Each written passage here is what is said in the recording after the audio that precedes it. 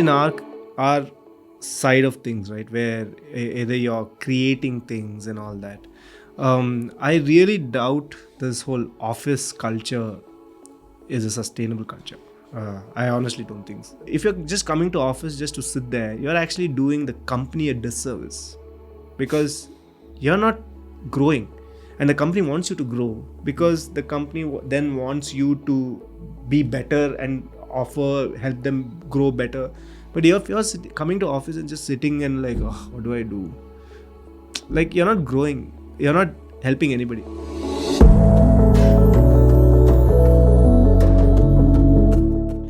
That's Sahit Anand, the founder, creator, and filmmaker at Do Creative Labs.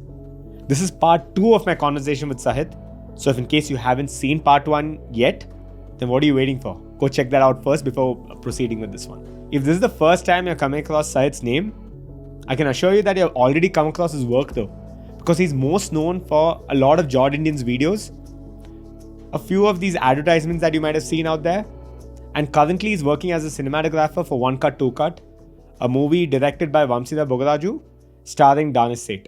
In this one, we talk about structuring your day and life the right way, how office culture should actually be, and the best and the most productive way to get work done over the course of a couple of months.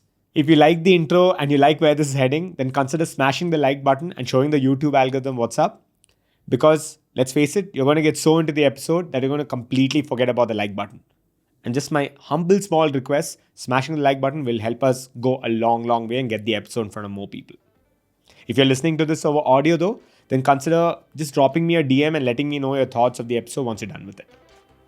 Cool. Let's get right into part 2 of the conversation with Sahit. This is episode 34 with Sahit Anand.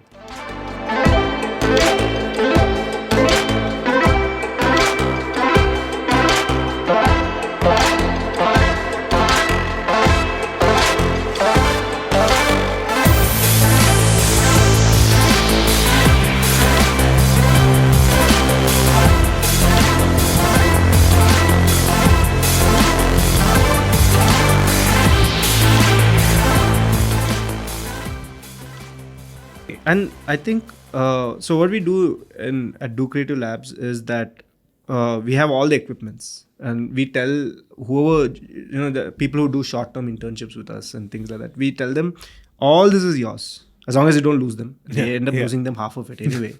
But all this is yours. Go and do something that you'll never think that you would ever do in your life. Shoot something that is beyond what you think is. Don't shoot something very easy, which you think you can easily do. Go and fail at it so badly that you learn something from it. And I've always tell them, treat the space as a safe space to fail. Don't treat this as a place to succeed. Right. Because you, get it out of your system. Because that's the only way you'll sort of learn new stuff. So whenever we have interns or new people who join us and things like that, even the people who are working with us, we always tell them the equipment is completely yours, and it's yours to use, it's yours to think. So whatever you want to be, it's on you. We are giving you. In fact, we sometimes even fund the project in terms of if you have to give them money to whatever setup and things like that within reason. But we tell them it's all yours. Yeah. Now go ahead. Go ahead and do something about it. So if you have an idea that you want to execute, go execute it. Whatever equipments, and we can pull enough strings to get them some really good stuff as well. So you exploit us. Yeah. I always tell them, exploit us. Make sure you exploit us properly. You want equipments, you want stuff. What was the thing that stopped you from making it? Tell us so that we can sort of get it out of the way. Yeah. And that's been a philosophy, and that's how we end up hiring those people. Because people who do great stuff, we end up hiring. People who don't do great stuff, we just like, okay, thanks. Yeah. No, but that's great, dude, because you don't find those environments too easily. I mean, how many companies or groups or houses would really do this, where this is all, literally available at a beck and call. Just get down to it and do it. At the end of the day, the craft's what's important. Yeah. A lot of people are worried about the other way, where you come and sign in and you say, I'm using this equipment, and that become, again, curtailing is the issue, right? Right. And patience is the name of the game, where you have to keep it simple and keep trying again and again and again. And then when you realize that something's happening, you're like, okay, Right. you will also see it. The individual will see it and like, okay, all of this is worth it. Yeah. So whenever, another policy that we have in our office is you don't come to office unless you have work. Okay. That's been a thing. Or you want to play on the Xbox. That's the only reason you come to the office. We have systems and things and all that. If you want to come to office to sit and edit or something like that, but you don't come to office just to come and sit at office. There's like that's been like sort of again, we wanted to be an antithesis to what we've been through. When I was in advertising, they're like, come to office, but there's no work. Come to office. You have to sit. How dare you, when we're paying you money, go sit at home or whatever. So for me, it's always been like, our policy has always been, this is not your traditional kind of a job. Okay, this is not a office job, first of all. Whoever we are hiring, if you don't have work, don't come to office. Don't waste your time just sitting and doing nothing. I'll be more happy if you're just sitting at home, maybe learning a new skill, maybe going and doing something different. Even if you're going on a holiday, it's required. Or take a break, literally, As only if there is a project and then you have to come to office to figure out stuff, come to office. So office becomes like sort of a war room completely. So when there's a project, everybody comes and meets and works together and all that. Otherwise, it's don't come to office. I've been like very, very strict about not coming to office. I hardly go to office, things like that. Only if there is work or meetings or whatever, then we go to office. But we sort of cultivated that whole idea that you don't come to office unless you actually have work. There's a person called Regin who's sort of a what can I say, prodigy of VFX, that we call him. I don't think he's ever come to office. He comes to office, I'm talking about work. All the work he does is at home. And we found our stride over there itself. He doesn't have to come to office. Because his work is in front of his computer. Yeah. And maybe he does better there. Who knows? He definitely does better there. He helps us on our shoots. Yeah. And he's like, I like my desk job very much. He's like, he's not a field guy as much as he like it to be, I guess. But then there are people like, two of the other people who are working with us is Sachin and Suraj. So both of them are like, again, all 21, 22. I think Sachin is older. But these are like my children of sorts. Yeah. So they also, if they don't have to come to office, they don't come to office. Although they're almost every day at office doing something or the other. Yeah. But nobody is like, where were you? Why didn't you come to office? Because we are not there to ask them. We don't come to office at all. And I've gotten so used to this idea that sometimes when on a Sunday we are all at office because work is there. It feels like, oh, today's Sunday. Because there's never thing, right? We don't come to office for anything. So that's been the thing. And I think that should be adopted by a lot of people, right? Because this whole unnecessary come to office, sit over here, even if you don't have work, like that whole thing is such a mess. Like I remember in one of my first, so I was part of a corporate desk job for like literally 5 years.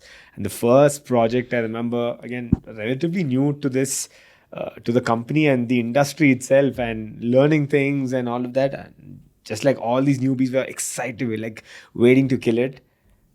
1 month in, I've been assigned a project, learning things, all great. A month and a half goes by, and then I'm working with a smaller team within the project. The guy doesn't assign me any work because there is no work at that point. But you should be in office. Yeah. So there have been like pushes for us to come in, but then I play a lot of football and I had injured my ankle. So I'd asked them if I can stay at home, and they said yeah. So actually, I'm just sitting here and doing nothing. Literally doing nothing because there's actually nothing to do. Right. I followed up with my team lead. I've asked them, hey, is there anything? No. Okay, great. Sadly, unfortunately, fortunately, whatever, the manager asked someone what I was doing that day. And turns out that they weren't sure and all of that. And we got into a very weird conversation. Exact same question as asked, which is, these guys, the clients are paying you for something. I wanted to ask back, like, I get it, but there's no work at that point. Yeah. I mean, there are days I'm working literally, 12, 14 hours a day. That doesn't matter. And it's only been 2 months since I've joined. So obviously I can't ask him back that. Right. And I didn't know how to handle it. And I was like, maybe this is how the world is, right? And a lot of people tend to kind of believe that to be the truth, which is so sad, right? And they continue to live that way, and then they become the manager or they become the lead, Right. and then the entire cycle kind of continues. Yeah. Which is just I sad. think the idea of, say, at least in our side of things, right, where either you're creating things and all that, I really doubt this whole office culture is a sustainable culture. I honestly don't think it is, because Office as in coming to office, or what do you mean? I'm talking about coming to office for no reason. This office hours as a general concept, I think, is an archaic concept that is not sustainable for people like us, who don't have a clear definition of how they're creating stuff. Like, I might take up, let's say, music classes, right? That will inform me in how I perform somewhere else. Maybe I might apply it into a film, I might apply it into something else. So it's not really a defined as a concept, So if you're just coming to office just to sit there, you're actually doing the company a disservice, because you're not growing. And the company wants you to grow, because the company then wants you to be better and help them grow better. But if you're coming to office and just sitting and like, oh, what do I do? Like, you're not growing. You're not helping anybody. So I think it's not a sustainable office. And I can see it already a lot of people because of the pandemic. Yeah. I think a lot of people are like sort of breaking away from that, doing their own thing, things like that. So, and I see what chased you away from that office. I'm sure you've been a stellar employee.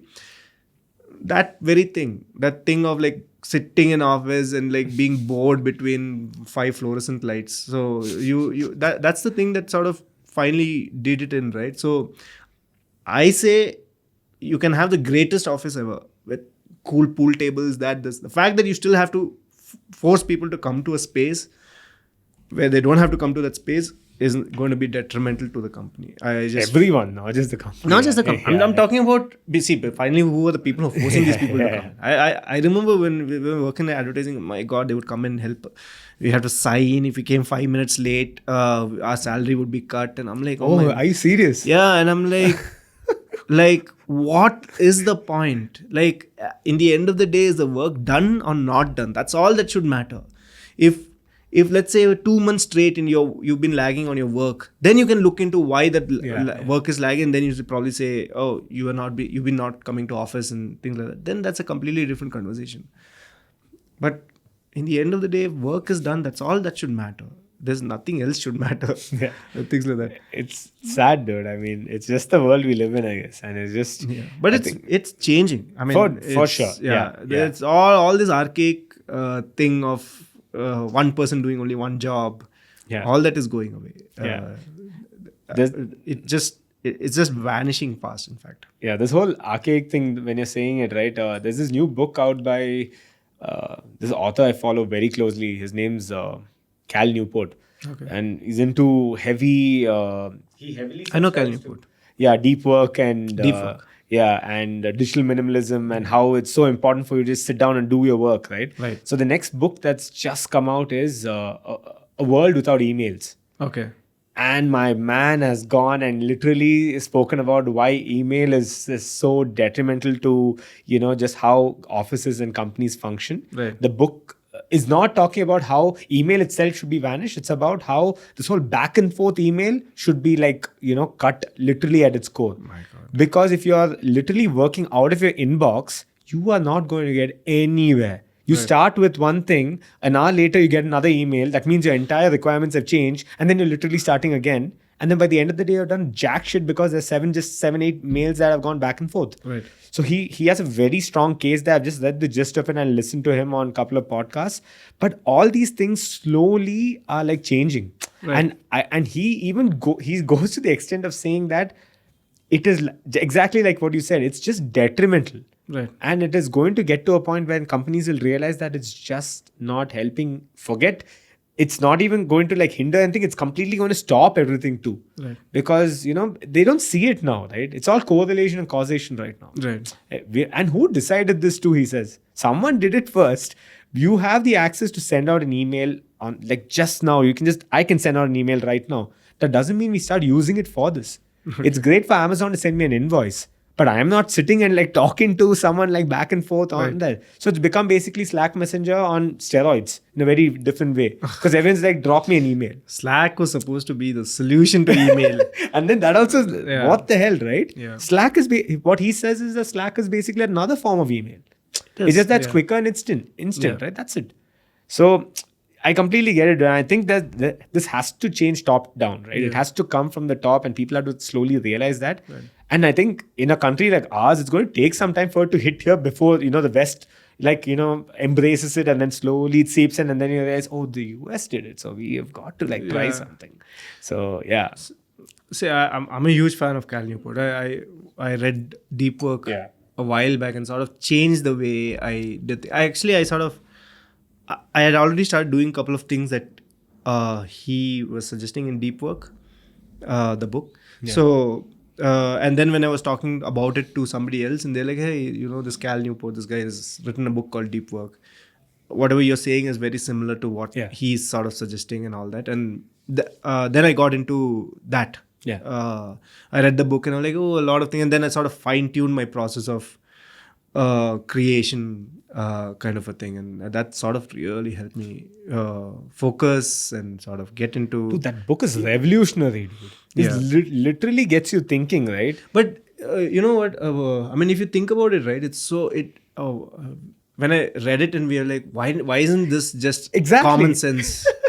Whatever he says, right? I mean, to get stuff done in your Yeah. life, things. So even now, so I have something known as slightly different, which is my terminology is something known as intensives, Okay. which is basically 3 hours in a day. I put my phone away, put everything else to do not disturb, and whether I'm doing something or not doing something, I am in front of my desk, in front of either a book or a laptop screen, doing the thing that I'm supposed to be doing. Now, for example, if I'm writing, let's say, a screenplay, I might write only 4 lines. But in those 3 hours, that's all I'm supposed to be doing. That's the idea. The idea is not to lift your bum off that chair Yeah. for 3 hours. Yeah. So initially when I started, I think How long has it been since you started this? 2 years back, I think. Okay. So that's when I started writing like screenplay. So initially I was like, okay, it's very tough because our mind has become all the molecules of our body wants to go into all different directions. Yeah. Instagram, Yeah. Twitter, like we are addicts. I mean, there's no. I mean, I know it's like a cringy thing to say, but we are addicts because I find myself. So when I bring my car to the house, there's a moment where Danny has to open the gate. Okay. It takes 30 seconds. And you've already pulled out your phone. In the moment where my hand, it's just like natural reflex where my hand goes and I'm like either on Instagram or thing and all that. And there was a moment when I'm like, shit, what am I doing? Like, if this is not an addiction, what is? Because you want a hit immediately. You want that new image from an Instagram thing, or you want that new thing on Twitter. I mean, I deleted Facebook long time ago and I thought I had conquered this whole social media addiction. But then if anybody is out there thinking that just because they stopped using Facebook, they've conquered it, they're bullshitting themselves. Just like I did a couple of months back. And, so this whole thing is, it's an addiction. So you're naturally going to do this. So then I thought, let's stop this. For 3 hours in a day, I'm not going to do this. I'm not going to look at any of this. And the amount of productivity I got into, I was like phenomenal. In 3 hours, I was literally writing just 3 hours in a day. And I wrote an entire series. I wrote a feature and I wrote 3 short films. Wow. Over the course of? over the course of a year. Wow, dude, that's Just crazy. 3 hours in a day, and I would not do anything in that thing. That's all. And the rest of the day was complete fuck all. Yeah, like do I whatever would the hell you want. Yeah, yeah. play video game because I'm rewarding myself now because Yeah. the 3 hours was so productive. How did you come down in 3 hours? I don't know, just some arbitrary number because that's exactly, the yeah. amount of time I could afford. That's all. And every 55 minutes, I would take a 5-minute break. Yeah, yeah, Or just walk Yeah. and come back. yeah. But I didn't realize how much is locked into us and sort of locked away because of these distractions, this social media, emails, or whatever it is. It's phenomenal, I think. And I'm telling you, I've never written a screenplay in my life. Okay, but if I could do it, and I'm the most scatterbrained person out there because I'm, like I said, like I've told you before, right? Like I love toys and I'm always looking to play with something or the other. If I can do it, I'm sure people with a lot more discipline in their life can achieve phenomenal things just by making sure in 3 hours, even if you're not doing anything, Yeah. whatever you're doing, just do that one thing. That, like, if you're supposed to sit and write your thoughts for 3 hours, even if you write 3 words, that's all you need to do. And I'm like, shit. And so I was talking about this to somebody else, and then they're like, check out Cal Newport's book, Deep Work. And that book ended up becoming a prop in one of the Jordindian videos. Oh, was it? And all the comments were like, is this video sponsored by New Deep Work? Because it just ended up everywhere in that entire sketch. So is there one of the thing? I think Valentine's Day or something like that. Not Valentine's Check it Day. out. Yeah. I can't remember. Yeah. So it just became one of those things. Dude, that's but it's so true, right? I mean, we tend to overestimate what we can do, and then we always underdeliver. Yeah. All the fucking time, right? Like we think we can do 25 things in a day. Our to-do, like we think we sit down and we jot down and make our to-do list look like insane, right? Dude, I am the most productive person on earth. Like if the neighbor got a hold of this, they'll know what I'm actually doing. I'm killing everything. And then you realize that you get nothing done. Yeah. And then you end up with 26 items at the end of the day as opposed to 25. And it's always happened. And I think that picking that one thing, and I think there's another booklet called The One Thing. You just pick one thing for the day and you just get to it and wind up with that. Right. And then you reward yourself and do whatever the fuck you want. Yeah, that's all a thing. Because you always hear about these high-powered CEOs and successful people. Yeah. Hustle porn. All these people how they achieve 10 things every day and all that, right? So and you think that in order to be successful, you cannot just be doing one thing in a day. Yeah, yeah. You need to be doing 10 things. You need to be sort of maximizing your 24 hours that you're sort of alive in that day. Yeah. So what happens is we write down like all this list and thing, and then you start doing one thing, and then you start feeling guilty because the other things need more attention, and then you sort of skip to that, and then that also gets done half. And then the second day, the same list grows, and then you start negotiating like, oh, you know what, that thing really didn't require doing. Scratch it. The story of my life. Yeah, dude. so that's I see that again. It's like so common. It's not new to anyone. Okay, which is why I think some remedies can be universal as well. If the problems are universal, so can be the remedy. So, which is why I'm saying if anybody's struggling out there, like I think it worked for me, and I've been like sort of recommending like sort of almost like an Ayurveda medicine to everybody, saying you should try this. Like just 3 hours in a day, just plonk down. Don't count your achievements. Yeah. Your only achievement should be in 3 hours you worked on that one thing. Yeah. Whether you weren't distracted. How much progress you made in the 3 hours, it'll come. A week down the line, you'll be like you're hitting it like nobody's business. So I think that is sort of something that I found in the last 1-2 years that is sort of like been a game changer for me. Like I'm like because it sort of gives you the confidence that you can do anything. You can learn anything. Because I always have this sort of guilt. Imagine 5 years back if I had taken up, say, VFX.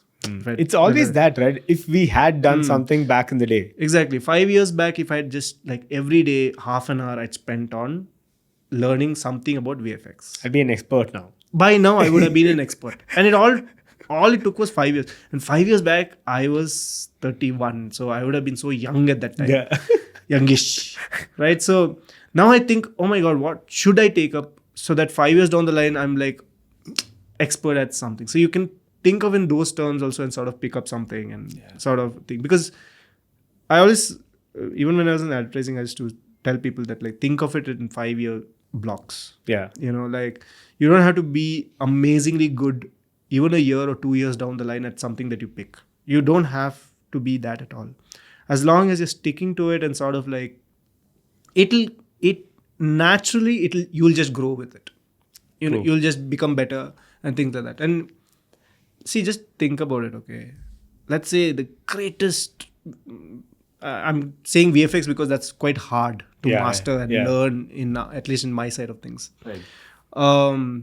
Think of the greatest and the most sophisticated shots of VFX out there, right?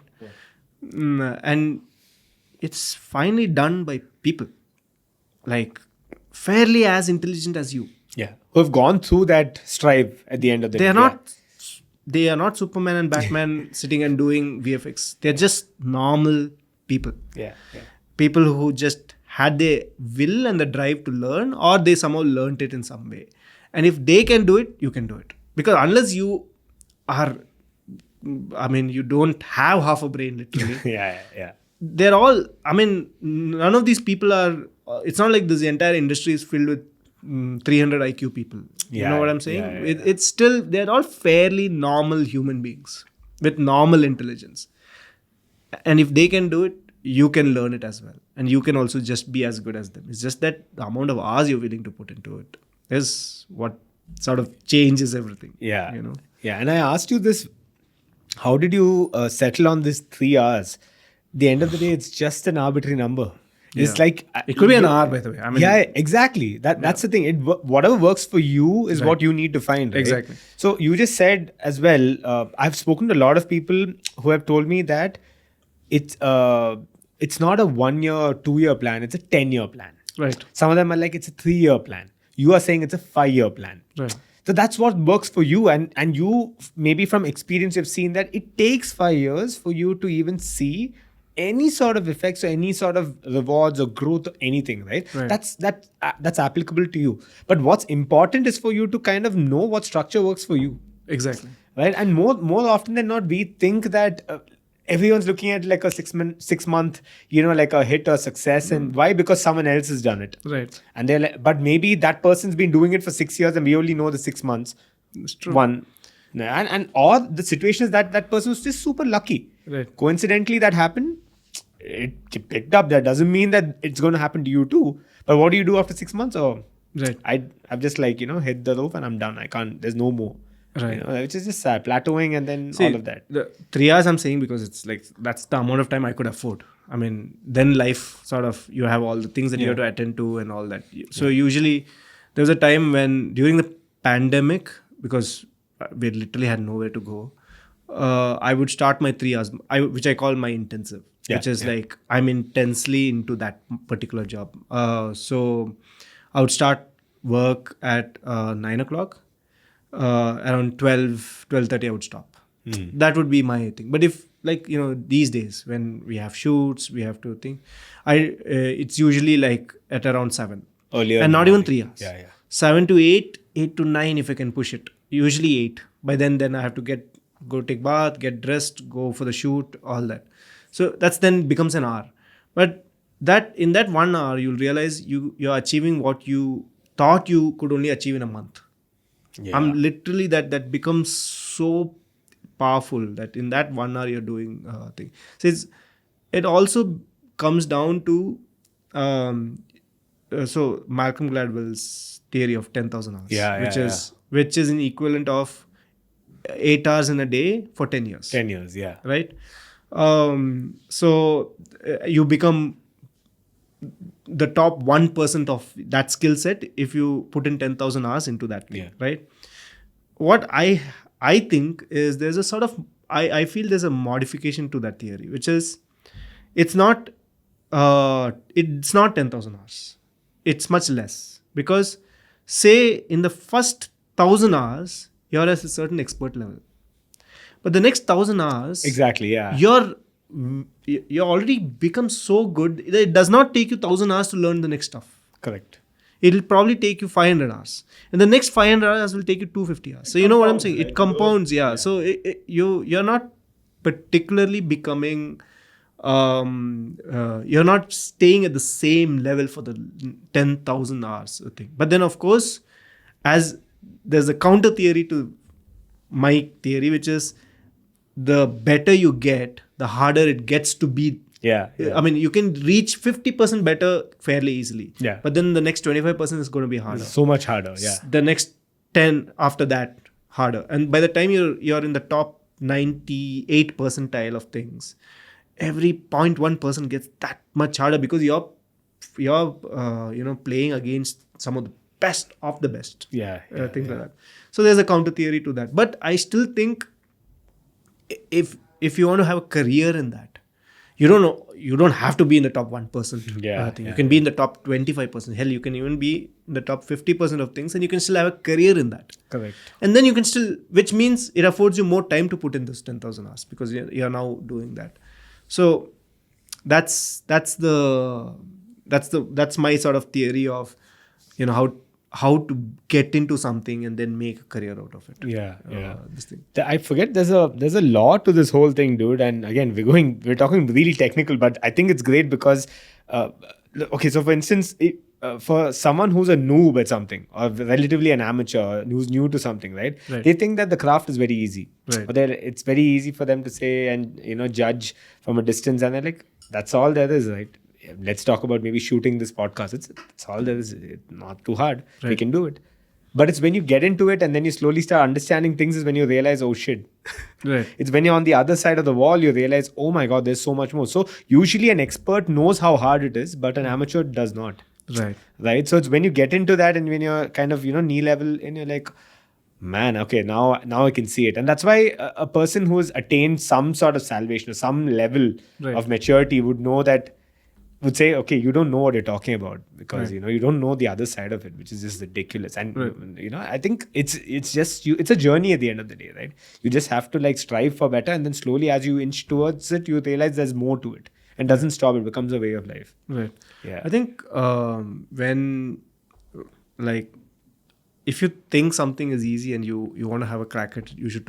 That's my just do it. Yeah. Okay. So that's honestly why the sort of genesis of our name, by the way, because I was so fed up in advertising that we would all come up with these great concepts. Okay. But to actually do or to show the client the concept, we would all be like, no. Let's just put it on paper and then show it. Theoretically. I was like, no, but we have a phone. It has a camera. We can just shoot it ourselves and at least put together a scratch. We can pull in music. The software is free. Everything is there and things. So I was so tired of this whole chin rubbing, overthinking, ruminating. Yeah. Thinking way of creation. Yeah. That I was like, what? Doing should be the new thinking. You think by doing. Yeah. It's a fairly new idea. You have things like that. Oh, you think it works? Go ahead and do it with however you can do it. It doesn't have to be the final product. It's just put a proof of concept together. And then show it to people. And then sometimes you learn, oh shit, it doesn't work. Now I get it why it doesn't work. Yeah. But that should be the way of thinking. I think if you feel like you can take it on, let's say podcasting, somebody sees this and I can do a better job than that. Then you should just do it. They should put together what you think is the thing. But then what happens is a lot of people will be like, see, and they'll put together some horseshit of a podcast and they'll be like, this is the same as that. And that's when we get into that's when all the gloves come off. I'm like, that's when I am no more advising and all that. Yeah. What is bullshit is bullshit. Yeah. I completely will fight for every right for you to continue doing it. But I will not be the guy who will say it's actually pretty good when it's not good. Yeah. If it's not good, it's not good. You're not doing anybody any favors. Subjectively good or bad. Yeah, it's you can tell, and then you can always discuss like, but no, but this. I'm like, you can do that, but my opinion is it's either good or bad. I mean, I'm going to tell you. I know it's not always black and white, but at least I can, to a fair degree, I can tell that is it good, is it not good, and I can always usually tell whether there's some promise or not. Right? Exactly. Yeah. That promise is usually, again, coming back to our initial conversation of spirit. Yeah. Are you doing it just because somebody must have looked at the podcast and said, that guy's making that much money, I can do that and make the exact amount of money. That's when you lose out. Because the moment because you're hitching your wagon on the financial aspect of it. If you're having fun, it'll clearly show through your work. Yeah. There is no two ways about it. Because sometimes you'll put out work that is not popular. Yeah, you know? Yeah, just to kind of keep up with the trend. Just because you're doing it not for just, you're not trying to create a cash cow as such. You're trying to feed your own soul with the stuff that you're doing. It always shows. Yeah, so true. Actually, when I started this too, right, I was looking at pretty much all the podcasts that are out there. 99%, and again, it could be that I've not listened to enough podcasts, or I did do my research at least to a fair degree, and you'll notice that including Joe Rogan or any of these guys, right, there's barely a narrative to a show, in the sense they're very good conversationalists, right, but it just gets down to the conversation. That's that. There is no build up. It's not a show. It's just a conversation, which is very insightful, very intriguing. There's a lot of takeaways, which is great. But what I didn't see was someone putting in effort to have a nice intro and someone building up to the episode, and you feel like you're actually connecting with them. They are telling you what to expect from the show, all of that, including this top guys even in India, right? They just get down to it, and that's that. Right. I realized that I can maybe do something a little differently there. Add some kind of a flair. Maybe I'll suck at it and I don't know how to shoot intros and all that. But over time, I've at least gotten to a point I'm happy with how it looks. Right? And now I'm like, okay, now when I look back at this work, I can say that if one episode's viewed by someone, they might come back to see another one. Right. And that's the only strive I can, hope to achieve. Because at the end of the day, like I said, I go and listen to some of these guys, even Tim Ferriss and all that. They're just talking about sponsorship, or they're just getting into the conversation as quickly as possible, which and all they're experts at. There's no denying that. Right. They can extract knowledge out of a person to the T, which is great. But what about the other aspects of it? That's where I think, I felt I could do something different. That's what I've at least approached this whole thing. And obviously, like I told you, also creating something for the Indian community as closely, maybe on a relatable scale is what I was looking at. But yeah, I completely get what you're saying. As long as you recognize the gap and you're willing to bet on yourself on that gap, I guess, there's no stopping. I think in the end, you'll know whether it worked, doesn't work, or whatever. You'll know very quickly. There's no two ways about it, and you can continue doing it that way or whatever. So if there's a gap. Yeah, and I think it's what we spoke about a lot, and about creating something that's timeless, creating something that kind of transcends time for the most bit, and something that people can look back at and then, always, like for instance with some of the Jordindian videos too, look back at it and still laugh. Right. I think, like you said, there are people who go back time and again to shows like Seinfeld, to Friends, and all of these shows, and they don't tire from watching it over and over again. Why should a YouTube video not be the same way? See that. Right, I mean, we get a lot of flack for not putting out videos fast enough, and I think, which it's fair. I mean, if I would be on the other side, if I was a fan who really enjoy this, they'll be like, what the hell? Why can't you just guys put something every week and things like that? And honestly, that is not because we spend so much time on production or whatever. That's not the reason that the videos take so long. It's because we really want to know what should be the next video. And we sort of sit and discuss about a lot of stuff. Like, is this funny? Is that not funny? And sometimes what happens is, in some entire scheme of things, there'll be one sketch, which is, which sort of is so funny. And they're like, oh, we have to do this sketch. Yeah. And we sort of build the entire thing out of it. And sometimes it's also when sponsors come on board, then it goes into a different zone as to what the sketch should be and all that. Yeah. But for us, it's always been that whatever we create should not age literally in 3 days. Thing for like you said, when I sometimes even still go and watch Seinfeld. Yeah. Or Curb Your Enthusiasm, or Key and Peele, Yeah. or even Friends, which is the most popular. I mean, it's been 10 years, 15 years, I don't know. Longer than that, I think, So yeah. I don't even know. Yeah. People still watch it. They still demand for it. The reason because it just makes you laugh. It eases your body. It's just like a thing. There's an emotion, like we said earlier. There's an emotion attached to it. You feel something while watching it.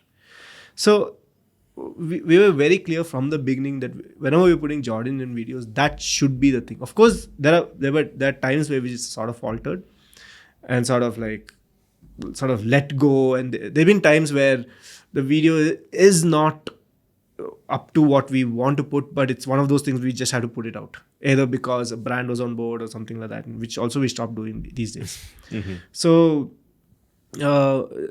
for us, it's not. I mean, we look at. Just watch any news channel today, okay? No, I won't. No, I'm just okay. Yeah. Watch any of the ads for any news channel. Yeah. You know what they advertise? They advertise fastest and first. I'd love to see one news channel saying not the fastest, but the most accurate. Okay, I don't care. I honestly don't care if you're the fast. I don't need breaking news. Everything today is breaking news, right? So I don't need breaking news.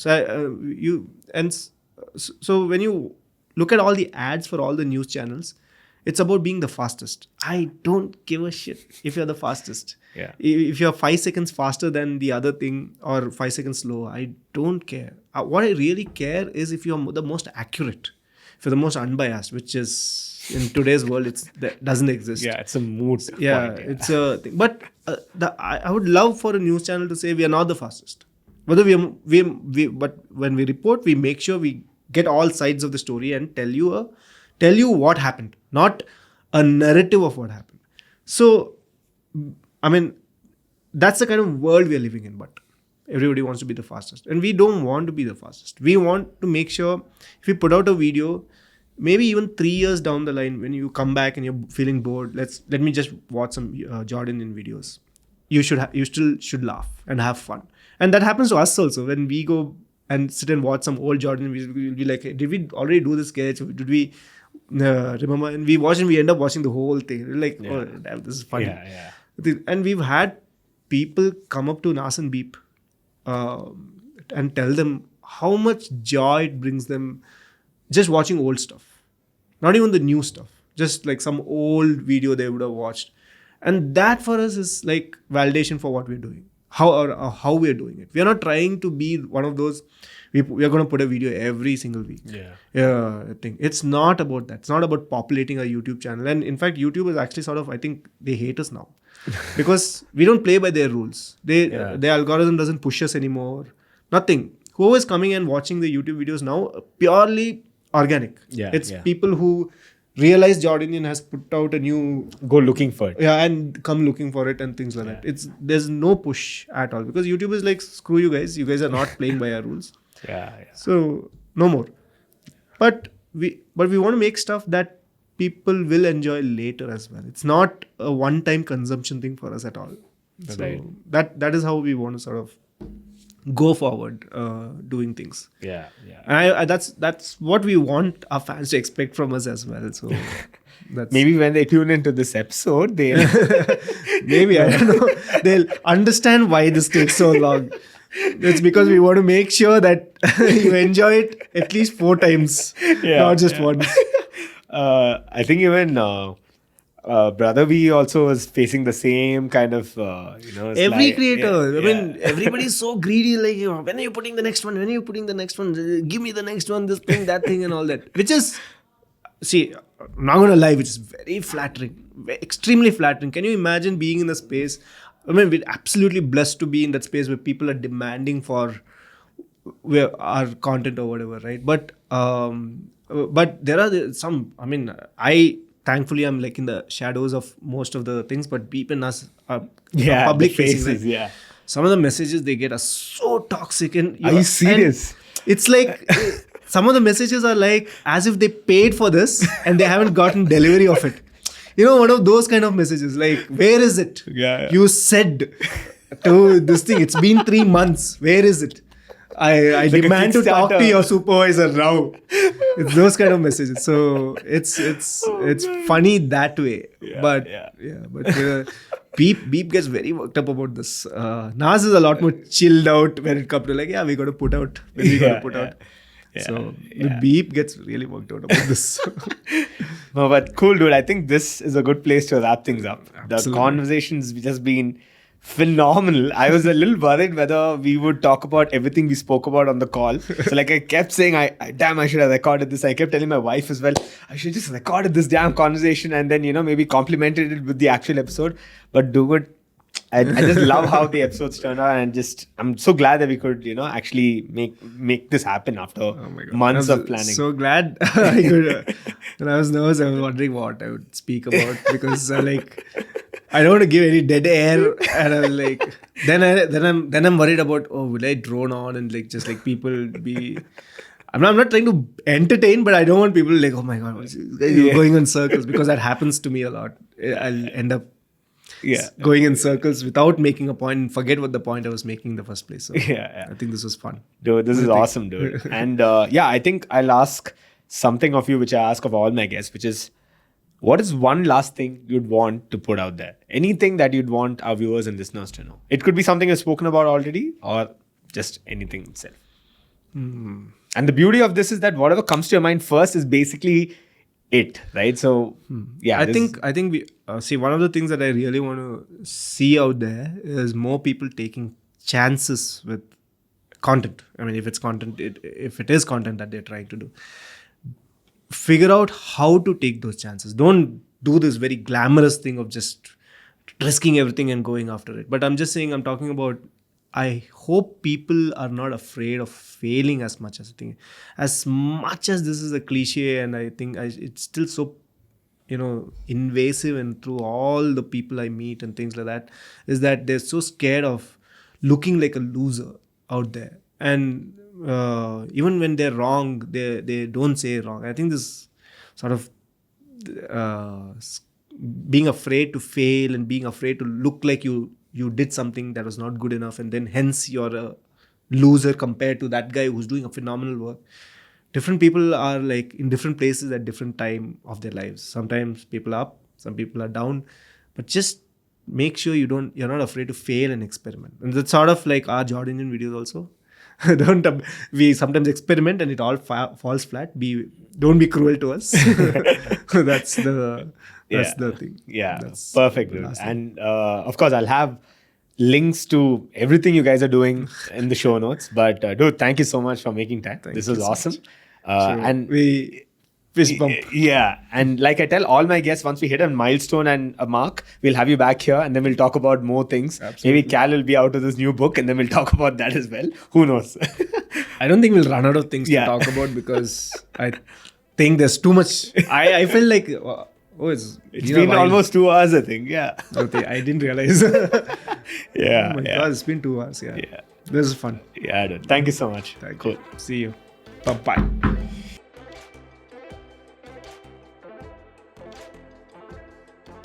So that concludes my conversation with Sahit. What do you think of the episode? I'd love to hear from you in the comment section below. If you like the video, then consider smashing the like button. And if you're listening to this over audio, then consider just letting me know your thoughts over DMs on Instagram, and maybe even sharing the episode, either the video or the audio, with your near and dear ones. Instagram statuses and WhatsApp statuses are a very easy way to get the word out there. I said Instagram status. Instagram stories. Let's do it through Instagram stories. Alright, cool then. We have a very insightful and very different kind of conversation next week. Can't wait for you to meet the next dope person. But until then, ciao.